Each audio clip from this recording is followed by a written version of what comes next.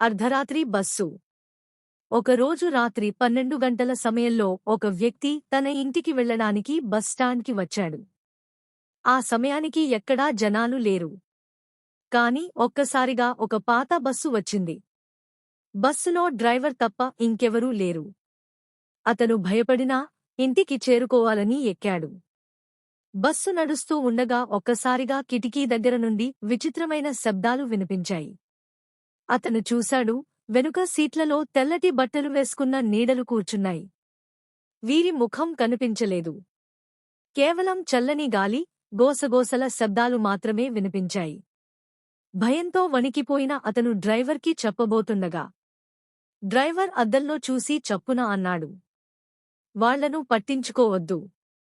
వాళ్ళు ప్రతిరోజూ ఈ టైంకి వస్తారు.